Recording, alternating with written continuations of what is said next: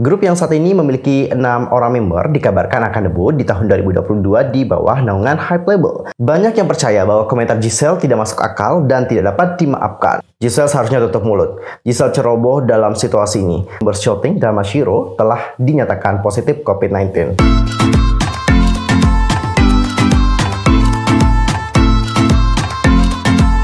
Annyeonghaseyo Chungdul, Yusuf Kim Emnida, welcome back to my YouTube channel. Nah, gimana sih kabarnya hari ini? Baik-baik aja dong ya. Dan bagi semua yang lagi dalam kondisi nggak baik-baik aja, keep fighting guys, don't give up. Nah, cukup untuk hari ini kita akan membahas update informasi seputar dunia per-K-popan yang pastinya sangat sayang banget untuk dilewatkan. Nah, supaya kalian nggak ketinggalan update informasi terbarunya, yuk buruan subscribe channel aku sekarang juga. Dan jangan lupa juga nih buat like, comment, dan share kepada teman-teman yang lain. Dan berikut adalah berita selengkapnya.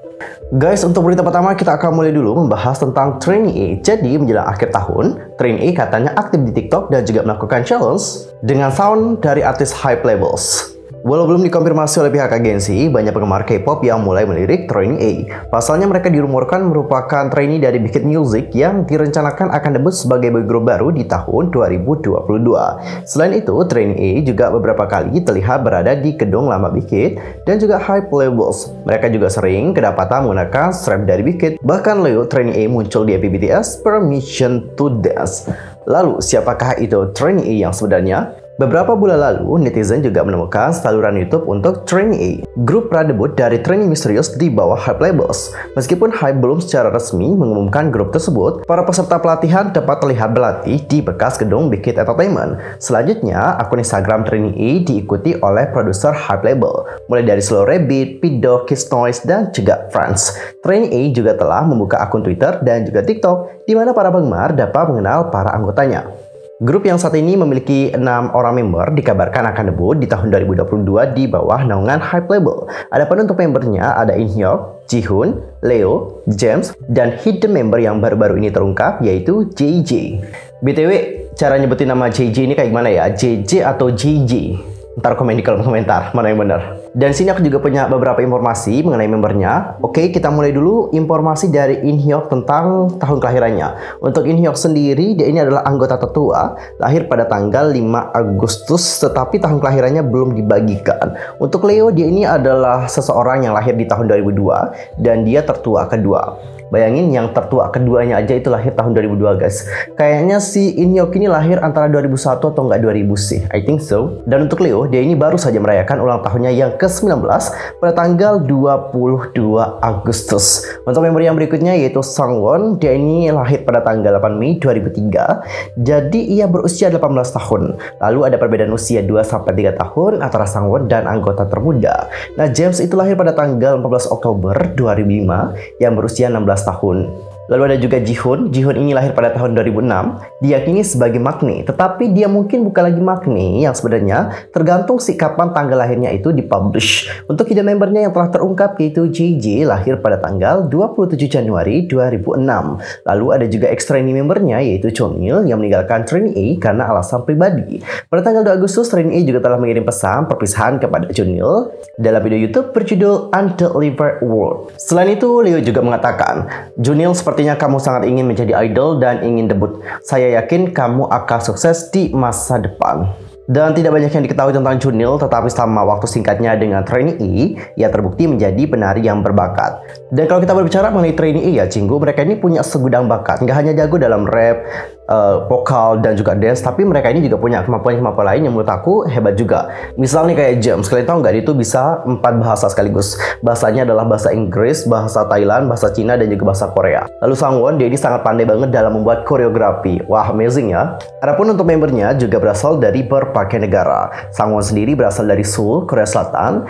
James ini adalah orang Thai Cina dan dari Hong Kong. Leo pindah dari Australia ke Korea untuk mengejar musik pada usia 17 tahun. JJ adalah setengah Amerika dan setengah Jepang. Lahir di prefektur Hyogo, Jepang. Sedangkan untuk kampung halaman In-hyuk dan juga Jihoon belum terungkap. Mungkin banyak dari kalian yang sudah sadar bahwa salah satu membernya menjadi cameo di MV BTS Permission to Dance. Selain itu nih Cinggu, kalian tahu nggak hidden membersnya yaitu JJ itu katanya pernah debut dulu di di Jepang. Di Jepang sendiri ada grup yang namanya adalah Amezari Red Star, dan grup itu debut di tahun 2015. Dan pada saat debut bersama dengan grup itu, JJ ini berusia 9 tahun. Gila, muda banget. Jadi jangan sepelekan nih pengalaman dari JJ. Pasti dia ini punya pengalaman yang banyak banget. I think so sih. Dan saat dia debut bersama dengan Amezari Red Star, dia ini menggunakan nama panggung J. Dan sekarang dia itu menggunakan nama panggung JJ. Oke? Dan well cinggu, apakah kalian sudah sangat menantikan banget debut dari Trainee? Karena mereka juga udah aktif di TikTok. Dan mereka juga telah melakukan berbagai challenge dari lagu-lagunya anak hype. Pasti mereka ini bentar lagi akan debut. I think so sih. Dan cinggu, sekarang kita akan masuk ke berita yang kedua. Ini berita dari Giselle Aespa yang lagi-lagi dikecam dikarenakan bercandaannya yang dianggap sangat sensitif oleh netizen. Pada tanggal 11 November, Vogue telah mengunggah video ke saluran YouTube resmi mereka yang berjudul 24 Jam dengan Aespa. Dalam video itu, pemirsa berkesempatan mengikuti para member Aespa saat melakukan tur keliling New York. Sebelumnya, Aespa berada di kota pada November 2021 untuk tampil di parade hari Thanksgiving Nancy. Video tersebut juga menampilkan para membernya di berbagai hotspot di New York, dari sarapan di sebuah kafe di Soho hingga mengagumi pemandangan kota di Empire State Building. Namun, video Vogue dengan cepat memicu kontroversi sengit seputar pernyataan yang dibuat oleh member dari Aespa yaitu Giselle pada menit ke-341 setelah video tersebut diunggah. Sementara para member Aespa sedang memotret kota New York dan Empire State Building, menurut keterangannya Giselle berkata, "Aku akan meningsoi jika ponselku jatuh." Namun istilah Korea yang digunakan Giselle adalah jasal malim yang berarti bundir. Jadi cinggu, jika diterjemahkan dari bahasa Korea literalnya, Giselle sebenarnya berkata, "Jika ponsel saya jatuh, maka saya akan bundir." Karena bundir ini menjadi topik yang sensitif, pernyataan Giselle ini dengan cepat menjadi fokus dan juga memicu perdebatan di komunitas online Korea. Banyak yang percaya bahwa komentar Giselle tidak masuk akal dan tidak dapat dimaafkan karena dia adalah orang dewasa dan seorang selebriti dengan pengaruh besar pada kaum muda. Oleh karena itulah, membuat lelucon tentang hal itu di depan umum tidak sopan di pihaknya. Yang lain mengkritik editor dari Vogue karena tidak menyensor konten dengan hati-hati sebelum posting secara online. Orang-orang juga mengklaim bahwa publikasi tersebut seharusnya memotong pembicaraan itu atau hanya menempatkan musik di atas percakapan sebelum memposting untuk menghindari kesalahpahaman. Namun, beberapa orang juga membela Giselle, mengatakan bahwa pernyataan dari Giselle adalah sebuah lelucon umum di antara teman-teman. Dan juga berikut adalah beberapa komentar tentang Giselle di komunitas online. Dulu katain, sekarang tentang bundar. Giselle seharusnya tutup mulut. Giselle ceroboh dalam situasi ini. Baru setahun sejak debutnya, tapi dia sudah memiliki begitu banyak skandal, dari kata N hingga yang ini. Dan ada juga yang berkomentar, kenapa mereka tidak menyensornya dengan hati-hati sebelum mempostingnya. Wah, sebenarnya miris juga ya melihat apa yang terjadi sama Giselle. Intinya orang-orang juga pada sensitif banget ya sekarang ya. Jujur guys, aku juga kayak bener-bener miris dan juga agak prihatin gitu melihat apa yang terjadi sama Giselle. Yang mana sebenarnya hal-hal yang umum terjadi di antara teman-teman gitu ya kan. Namun setelah dipublikasikan dan juga dilihat oleh banyak orang, ini menjadi hal yang benar-benar nggak boleh kita lakuin, bener nggak? Jadi cinggu, jangan heran ya kalau sekarang idol K-pop bercandanya tuh pasti kayak dijaga banget. Soalnya kalau salah-salah mereka tuh pasti bakalan dikritik habis-habisan oleh para netizen. Jangankan idol K-pop ya, orang-orang yang mau berinteraksi atau ngomong sama idol K-pop aja itu benar-benar kayak dijaga banget. Karena apa? Karena kalau mereka salah-salah ngomong, mereka juga yang akan menjadi korban makian dari netizen online. Di sini aku bukan mau bela Giselle atau gimana. Aku tahu bahwa ini memang adalah sesuatu yang sensitif. Apalagi Giselle juga punya impact yang besar karena dia juga adalah seorang idol. But aku rasa netizen juga seharusnya dapat menjaga ketikanya. Boleh kayak saling mengingatkan gitu. Tapi nggak seharusnya mereka juga mengkritik Giselle dan juga melemparkan kata-kata yang benar-benar bahaya banget buat Giselle. Karena ini juga kenanya ke mental dari Giselle. Dan guys, gimana pendapat kalian tentang hal yang satu ini? Langsung saja komen di kolom komentar. Dan berbicara mengenai Aespa, baru-baru ini mereka juga telah diundang untuk menghadiri Paris Fashion Week Maret 2022 mendatang oleh kreatif direktur Givenchy. Lewat unggahan YouTube terbaru ketika berada di New York, Aespa in New York, Karina and Giselle Aespa mengatakan mereka telah mendapatkan undangan untuk menghadiri Paris Fashion Week pada bulan Maret tahun 2022. Undangan tersebut diberikan oleh Matthew M. William, di mana ia merupakan seorang kreatif director Givenchy. Sebelumnya, pada 10 Februari, SM Entertainment membagikan bahwa Aespa terpilih sebagai brand ambassador 2021 untuk merek mewah Prancis Givenchy.